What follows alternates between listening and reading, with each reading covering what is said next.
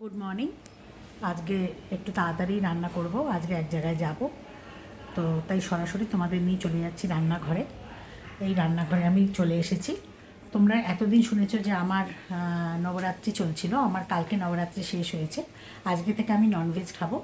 তো আমার ননভেজ আজকে থেকে শুরু করব বলে আমার হাজব্যান্ড দেখো কী নিয়ে এসছে, বড় বড় 1.5 কিলো সাইজের ইলিশ। তো আজকে এইগুলোই রান্না হবে। তো আজকে আমি সর্ষে বাটা দিয়ে করব না, এই কারণেই যে এতদিন আমি সেদ্ধ নিরামিষ খেয়েছিলাম, তো হঠাৎ করে সর্ষে বাটা দিয়ে আজকে খেলে আমার শরীর সেটা নিতে পারবে না, ওই জন্য আজকে এটা পাতলা করব। আর আরও কয়েকটা পিস রয়েছে, সেগুলো পরে দেখা যাবে সর্ষে বাটা দিয়ে করব।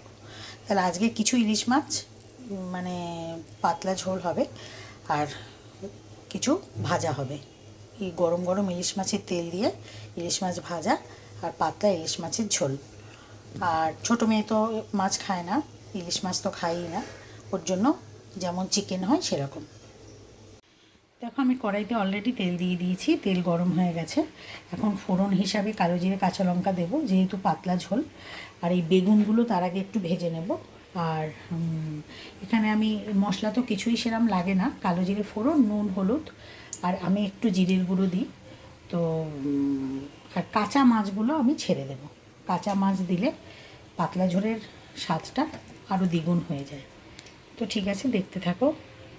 দেখো আমি ফোড়নে কালো জিরে আর কাঁচা লঙ্কা দিয়ে দিয়েছি।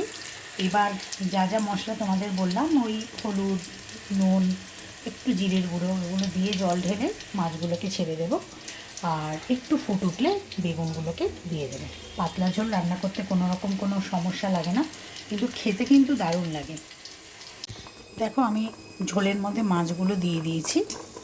এই যে মাছগুলো এখন সুন্দর করে ফুটছে, খুব ভালো করে ফুটে এলে বেগুনগুলো দিয়ে দেব। দেখো ইলিশ মাছের ঝোলটা কিন্তু আমার মোটামুটি হয়ে গেছে, ফুটছে। আমি বেগুনগুলো দিয়ে দিয়েছি। এবার বেগুনগুলো দিয়ে 5-7 মিনিট রেখে এটাকে নামিয়ে দেব, তাহলেই হয়ে যাবে আমার পাতলা ইলিশ মাছের ঝোল।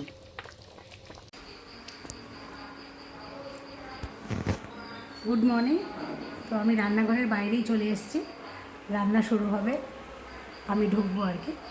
তো তার আগে তোমাদের সকালের টিফিনটা দেখিয়ে দিই। দেখো আমাদের টিফিন, আমরা রুটি, ভাত, মুড়ি কিছুই সকালে খাই না, এইগুলো খাই, এর সাথে ফল থাকে, ফলটা এখনও কাটা হয়নি। তো এবার চলো তোমাদের রান্নাঘরে নিয়ে যাই। এই দেখো মাছ, এটা হচ্ছে আমাদের পুকুরের সেই যে কাতলা মাছ তোমাদের আগের ব্লগে দেখিয়েছি, তার মাথাটা, এটা দিয়ে একটু রসা করার ইচ্ছা আছে। আর এটা হচ্ছে ফলি মাছ, ফলি মাছ আজকে মানকচু দিয়ে পাতলা ঝোল হবে। আর পুঁটি মাছটা আমি এখনও ভাবিনি, যদি করি তাহলে তো তোমাদের সঙ্গে অবশ্যই শেয়ার করব।